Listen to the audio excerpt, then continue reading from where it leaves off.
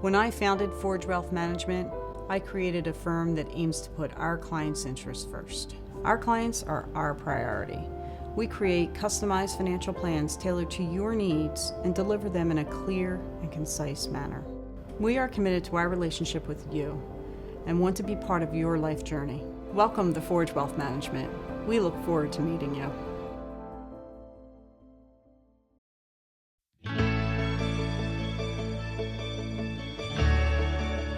Hello, everybody. Welcome back to Shadow Her's podcast. I'm Marcia O'Connor. I'm CEO and founder of not only Shadow Her, but also the O'Connor Group. And we are here to basically help you learn more about successful women entrepreneurs that are out there and doing their thing. Because with Shadow Her, as you know, we are teaching women all about their operations and how to make them better so that they can actually achieve their goals and achieve their revenue goals.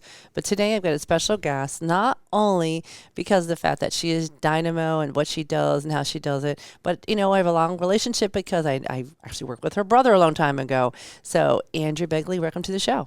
Thank you. I'm thrilled to be here. We are so excited to have you too. And, you know, we actually just met not too long ago, and you had come in and from a mutual friend of ours as well. You came in and talked about your story, and right away I said, oh, she's one of us. Kind of a deal. So talk about your story. Talk about your business. Sure. I'm Andrea Begley, and I own and the founder and president of the DEFY Collective. So we're a healthcare marketing and advertising agency, and we started in 2017. My personal story was I didn't start out to really create an agency. Mm-hmm. So a lot of people start out different ways. For me, I knew I wanted to do something on my own. My brother, ironically, takes credit for a dinner that we had where he encouraged me and said, you know, you could do this on your own, whatever this looked like. Yep. And so I embarked on that journey in 2017 with one single consulting client, and then quickly expanded into things that I was familiar with in terms of the advertising and marketing side of things. And it took a while for me to understand that that side of the business could actually support not only me, but a team of people. And it's been an interesting journey along the way to get to the point that we are today. Well, we're going to talk about that, but, you know, I always tell people who are listening to this, they are mostly female entrepreneurs that are hearing the stories and seeing how we've gotten there. What was those steps and all too? But the one thing you just mentioned was really key. It started with one client, and that's what it takes. It starts with one. Yes. You know, and people look at it like, I need to have 100 clients. I'm like, no. It starts with one. So how did you get that one client? So it was interesting. Total leap of faith. I was in a situation working in another advertising agency. And when the typical trajectory of a career in an advertising agency is you get to a point where all of a sudden they want you to be in business development. And I hesitantly went into that and embraced it as best I could. And what I found from that is I started connecting with a lot of people I hadn't talked to in a while, and I really enjoyed it. But the thing that we had in common is those people I had worked with shoulder to shoulder throughout my career. I grew up in the account service and strategy side of the agency business. And what the agency I was working at the time wanted me to do was to just bring those clients on and walk away. They didn't want me to partner or work with them. They just wanted me to go then land the next thing. And I still love and am passionate about the process of marketing and advertising and bringing an idea to life. That's still what, you know, gets me up in the morning, and I really love kind of mixing it up with that. So I was never really satisfied with that. Yep. And the environment was less than ideal. Let's just put it that way. And there was one particular phone call one day where I was at home, and it was a snow day. And I'll never forget another woman that was on the call was a man that was running the meeting. And he just was a little kind of condescending and, you know, I was given a new business report and nothing I said was right. If I gave too much detail, too little detail. And she texted me and said, does he always talk to you like that? And I thought, you know what? He does always talk to me like that. It was just that moment of epiphany. I had just had dinner with my brother before, who was really encouraging me to embark and do something on my own. Why are you doing this for other people? Why are you tapping into new business for other people? Why can't you do it for yourself? There had been a client that was a friend of mine that we weren't currently engaged with. I was kind of mentoring her. she was looking for a consultant for her company and to just kind of assist with some of the marketing stuff and to be an extension of their team. I knew how much she wanted to charge an hour, and I'm trying to find people for her. I even went to my agency and said, would you like to bring this person, maybe we want to staff it with somebody here and, kind of put a fox in the hen house and they could get some tactics out of it and stuff. Wasn't really interested in that, which is fine. That just wasn't their business model. And after that particular phone call, I just picked up the phone and I called the woman and I said, what if I did this for you? And she said, through the agency? And I said, no, I'll worry about that part of it. What if I did it for you and I'll do it for a little bit less than what you were looking for an hour? And as luck would have it, I knew her boss. It was somebody I'd worked with before. And within 10 minutes, she called me back and said, just, when can you start? And I kind of worked out all the details from them and made sure that, I left things on a great note with the agency that I was working with and said, hey, look, I want to pursue something else. You're paying me a big base salary. You could probably put that money towards something else. Maybe I'll finish off a couple of the leads that I'm working on for you to not leave anything, undone. I lucked out. It was during, right around COVID and whatnot. And so benefits had got extended for a while. So I was able to be on Cobra for a while and those things kind of worked out. And what I started with, it was a 20-hour-a-week contract. And I think 3 weeks in, I was billing 50 hours a week and just kind of went from there. And that was my launching point. You were very self-aware to know that this is the time to get it moving. It's still a leap of faith because you always say, hey, am I doing wrong to my current employer? Right. And you don't really want to do that. No. But let's go back to that one person who was speaking to you like that and that one person who was texting you. You don't realize this happens to a lot of females. We basically put up with a lot of crap. Absolutely. And we think it's okay because it's somebody who is basically always, we respect your elders, right? And when did you know it was just, why am I doing this? I had a couple of moments in my career like that. It's funny. I'm going to go back for a moment because I had been running an agency for someone else, for a group of consultants. And there was a moment at that organization where I was actually one of the heads of the organization who would have been my boss, the lead consultant, for all intents and purposes, propositioned me. And I thought to myself, I just kind of ignored it, laughed my way out of it, got out of it. But I knew at that moment in time, I thought, I got to get out of here. There's nowhere for me to go from here. I'd already put up with a lot. And that's the first time I had been in a position of authority myself and had somebody else that was above me. There was nobody else above him. There was no HR. There was nothing else. I thought, I have nowhere to go here. And this is obviously not going to go well from here.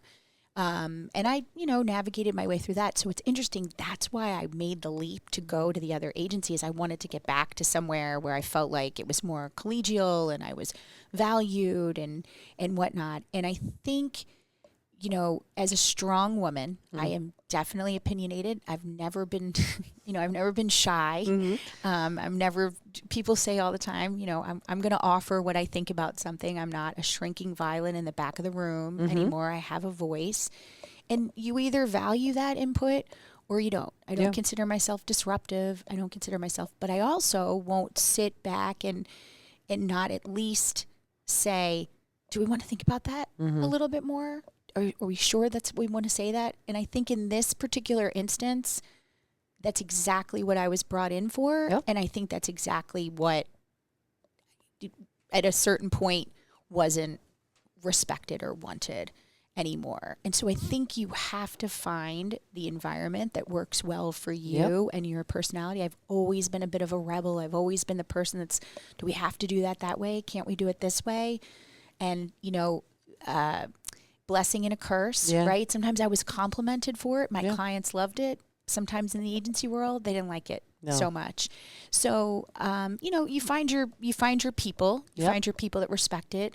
Ironically, several of the people from that, where I was from my past came and worked with me for a while at the new place. So there's people that follow along and appreciate who you are and what you are. But, you just realize at some point it was the recognition that somebody else recognized it. Yep. I have a tendency to think it must be me. I'm being too sensitive. They probably didn't mean it that way. I really like to believe the best in people. Why would somebody deliberately, do. right? Yeah. Why would somebody deliberately say that to you and want to make you seem like you're less than anything else? But in that moment, that's all it took was that text. Does he always talk to you like that? Yeah. And I thought it just all kind of came flooding in. And that quickly, it was that moment of clarity. Yeah. I just hung up that phone and picked up the next one. Really quickly, I thought, I'm not going to think about this anymore. I didn't think of it as an impulsive move. Yeah. I just sort of knew with 100% certainty that was it. I was going to make a move, and I was pretty sure that the other person was going to be receptive to that too. I mean, it's nice to be able to always talk about having one foot in one thing, right, and one foot in something else. I also at the time knew that my overhead, my personal overhead, my personal expenses, my car was paid off at the time, my mortgage was super low. I kept thinking my running joke would be like, I could go work at Starbucks or go wait tables. Not that I would have to do that, and probably cover my lifestyle. If something doesn't happen or I need to supplement it, I'm not too proud to do whatever it takes. And I've always been the type of person that has been able to figure out how to make it work. So definitely nervous moments and things like that. But I just sort of thought it'll all fall into place. You really have to do believe that, because I think a lot of times people say, how do I get out of this? And I always tell people, like, are you being true to yourselves? Like, what are your true expenses per month? If you're really going to do this and you're worried about money, what are your true expenses? If you really broke it down, do you really need those employer benefits? Yeah. Can you do COBRA? Is it okay to do all these things? And I think people forget to do that. Absolutely. And they scare themselves because of it. And I'm like, if you're just true to yourself and really want to do this, start a business, write down what those expenses are going to be.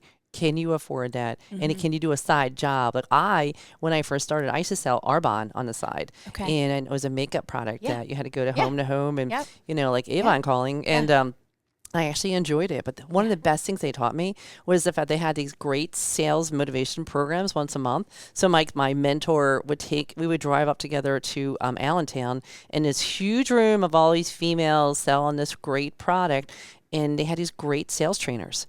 And what they didn't realize is it motivated me to keep my dream alive and keep it going, because sometimes you have that imposter syndrome, like, can I really do this? Right. In 2007, entrepreneurship wasn't the cool thing. It was more like, oh, that's so sweet, dear. Like, when are you going to get another job? And you're like, this is my job. Right. But you have to go through all those different pieces and realize that focus on your goal.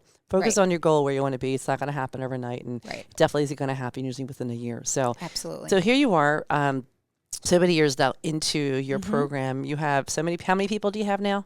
We have 12 employees. 12 employees. Now, when I you swore hire, I would never have one employee. Yeah, and so you're 12, going on 13, by the way. Yeah. What made you decide to hire that first one? Because the first one's the hardest. It is. It's interesting. I hired a young girl who had. We had met while she was at college. She'd come in and done an internship at one of the places where I was consulting. And I thought she was great. She could do a lot of different things. She was versatile. And I just sort of took her under my wing. But she was very soft-spoken and and I encouraged her. I said, you have some brilliant thinking here. And I, practiced with her to do her presentation to leadership at the end of the thing. And I said, this girl's really smart, and if you're not going to hire her, I'm going to stay in touch with her. So I brought her on board because I wanted to be able to commit full time to her. She was relatively inexpensive. I wanted her to get that experience.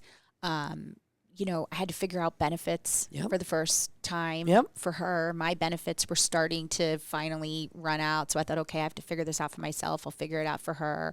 How are we going to contribute to that, her payroll, all that stuff with one person. And it was great. She didn't end up staying for a long time. We still stay in touch. It was one of those things where I was more confident in her than she was in her. And I kept saying to her, you need to get past that. She would get, very stressed very easily. And I knew it was because she cared so much and she was passionate and she tried to take on so much herself. And, you try to encourage somebody to interact a little bit more. You don't have to, I said, as someone who takes the weight of the world on their shoulders, you don't need to do that. Raise your hand, raise the red flag early and often, and we'll figure it out together, so that it doesn't turn into, a fire drill. When I'm in a deadline-driven business, everything's on a deadline, right? And you put that, there's this big looming thing, and when you're not used to that, it can feel daunting. So I was like, we don't have to figure this out starting at 7:00 the night before this is due. We could have talked about this 2 days ago when you saw, when you see it heading in that direction. So again, she and I have kept in touch. I've actually tried to get her in, she was very close to getting hired for another job. I highly recommended her to another client of mine where I felt like it would have been in a company environment that was a little bit slower paced and things like that. But it was really, that decision was to get that 100% commitment for somebody. And I did it that first time as much for her as I did it for me. But then, I had entered into knowing and understanding how to pay payroll. And I thought, I can do this. I can get, some people 100% committed to the business where that makes sense. Well, we're going to talk about that a little further. We're going to do a quick break to say thank you to our sponsors here. But don't forget, this is Shadow Her Podcast. I'm Marcia O'Connor. We'll be right back. Ready to redefine your talent strategy? Let's make Redefine the word of the year for your success. Introducing RAS, Recruitment as a Service. Outsource your talent strategy with the O'Connor Group. Our 4-tiered approach was crafted to align with your business, whether you're launching a startup or leading a thriving corporation. Our cost-effective solutions are designed to elevate your business and enhance your people strategy, ensuring scalability and strategic growth. Redefine your recruitment strategy with RAS.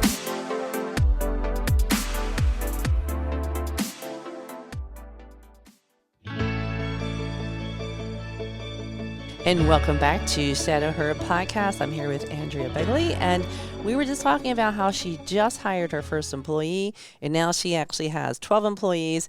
And let's go into that now, because I'm sure it's a lot different managing your employees now from when you had one. So talk about like that one thing right now that you do differently. I think that one of the hesitancies I always had about taking on employees is I know how much I take on, and shouldering that responsibility, I feel like I'm not only responsible for myself, I know I can take care of myself. I know I can figure it out. I'm an independent person. Now I feel like I'm helping to, feed those families, and you have the dependency of that on. So we're all virtual. We're an all virtual model. Okay. We always were all virtual. I always say before COVID made it cool. Yep. Totally we used to get get asked all the time, how do you do things virtually? And we'd say, well, we get together when we need to get together, and when we don't, we take care of it. Yep. Over Teams, Zoom, pick a platform. So we've been trying to focus more because we can hire people from anywhere. And about 80% of our people are relatively close, within an hour or two drive. So it's easy to get people together, but we have a few outliers. Mm-hmm. So we've been trying to make sure that we create an environment and camaraderie among people. So when I started out and all of my creative people were freelance, mm-hmm. you weren't as worried. You had to come together and work on things, but because everybody was almost their own independent entrepreneur, it was different. People have a different attitude. Mm-hmm. When they become employees, now it's, okay, you not only are managing the work, you're managing the people. Right. In full transparency, probably not my greatest strength. So I'm always looking for ways to improve on that, and I learn something new every day. Yep. Whether, this person responds really well to a one-on-one.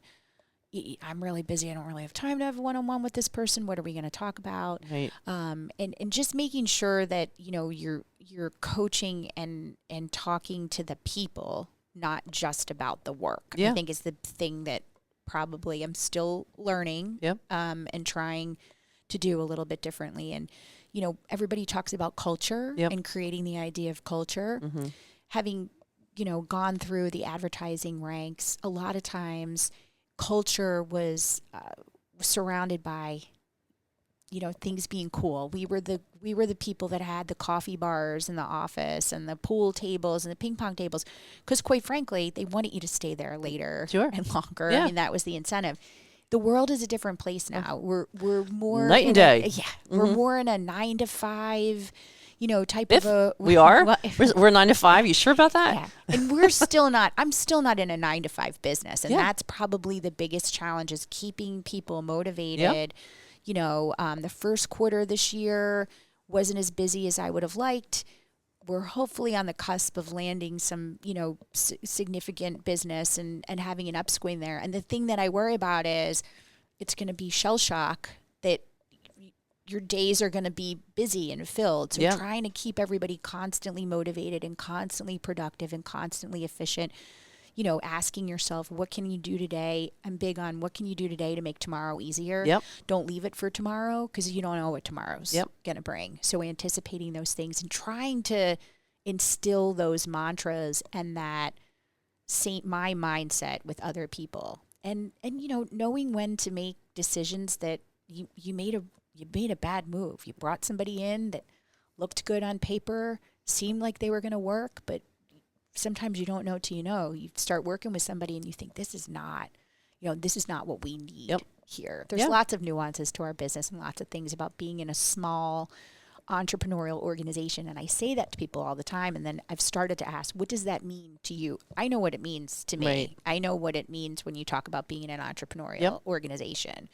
And it's interesting paying attention to the answer you get back in advance and not assuming that everybody has the same nomenclature and the same understanding of what that means is really critical. So I think, managing the people as opposed to just managing the business is definitely the biggest difference with having employees. Now. Absolutely. And it's tough though, because we're the entrepreneurs, we're the creative ones, we're the rebels. We like to try new things and all too, but then you get pulled and sucked into sometimes the people issues, but you have to do it. Absolutely. To get it moving out there. And we sell people. That's what I say all the time. I'm thinking of a pitch we did last week, and that's what I said. At the end of the day, that is what I sell. We sell people. We sell, their ideas, their thinking, their account management, their strategy, et cetera, et cetera. So you have to make sure you've got that team. It's important. It is. It's what we do too. I mean, any professional outsourcing group is what we do. Absolutely. We sell people. Yeah. And we're only as good as our people. For sure, Absolutely. which is interesting. Yes. So we have entrepreneurs listening, and you've been doing this now for a bit, and out of the blue, what would you say the top 3 things to tell an entrepreneur, basically saying, hey, if I had 3 pieces of advice, what would they be? I think I would say trust your instincts or your gut. I mean, that's what got you that far. And I don't say that lightly. I mean, whenever I haven't trusted my gut, it's, generally hasn't gone the way it's supposed to. And I'll think back and I'll think I had that little thing niggling, in the back of my brain somewhere, knowing that it wasn't right and trusting that and figuring out and sitting with it for a minute and figuring out what that means. Okay. I would say, perseverance, keep the faith, keep going, keep working at it.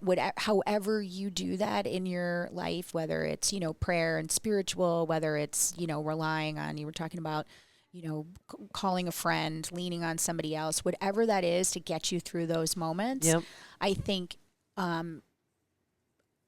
thinking about what took you, where was your moment of clarity? Because everybody's got one where you make that decision to be an entrepreneur, and getting into that feeling and what got you there and keeping that will help you persevere to the next thing. I mean, for me, I don't think I could go back and work for anybody else now. So if there's nothing else that motivates me on a really bad day, I think to myself, well, it has to work out. This has to work. So you've got to figure out a way to get through it. And then I think the last thing is surrounding yourself with good people. Oh, yeah. And not just, okay, we sell people and being that, but making sure that you've got a good network of family, friends. I have made 2024 the year of trying to tap back into mentorship and, getting myself into leaning on other people, not just in my organization, Right. but outside of my organization.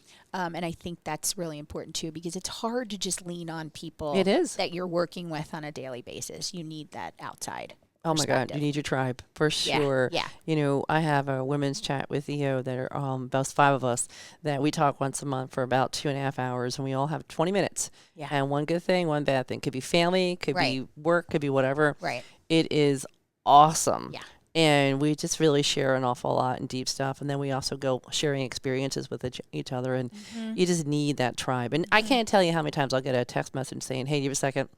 And then what they do is just want to talk. Yes. And I said, yep, I'm yours, you know, Yeah. absolutely. But you need to have your tribe. Yeah. The people that understand what you're going through. Absolutely. For sure. Because sometimes your family doesn't always understand. And are slightly removed too, right? It's, Yeah. you know, sometimes people get sick of hearing what you're talking about when you really just want somebody to listen and you don't even necessarily need the advice. Right. Sometimes you just need to get it out.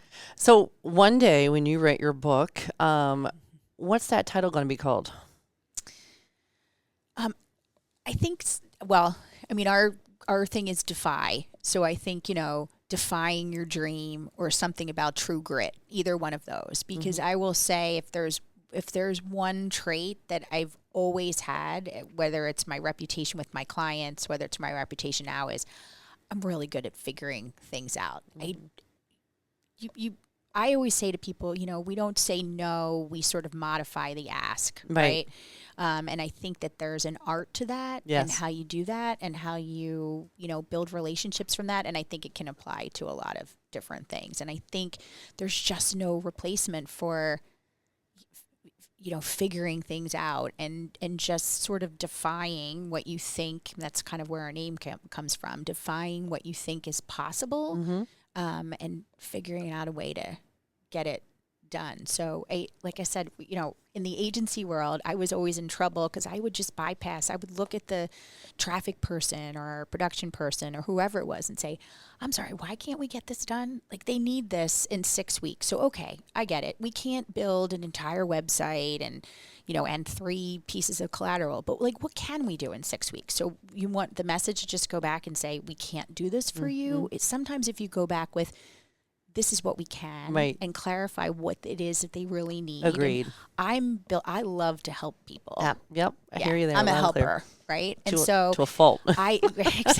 exactly. And sometimes my team is ready to kill me when I'm like, we can figure this out. You know, now we can figure this out without, you know, killing anybody along the way. Is what I always say. And you know, figuring out how to get to that place of yes that works for you and works for the other person. So that's 100% what I would focus on. Great 3 things there. There's so many more. You probably could actually answer with that too, but I think it's really helpful, and I'm excited to see that book one day because I know it's in your future. It is. I used to, you know, it's funny that you say that because when I was young, like really young, 9, 10 years old, I would always say, I'm going to write a book. And every summer, back typewriters, not to, you know, teach myself too much, I would sit down and I would type like 2 pages of a book, and then, you know, there it would sit. But I would think to myself all the time, at some point in time, there is a book in your future, absolutely, with your story. Well, thank you for being a part of today's Shadow Her podcast. Love having you. Love seeing your success and love seeing where you're going to take, you know, DEFY. And I imagine it's going to be just amazing to hear more of, like in 5 years, where you're going to be. So very exciting. I can't thank you enough. There's a lot of women out there who are very thankful hearing all these tips and tricks and all too. And don't forget out there, everybody, you can do it as well.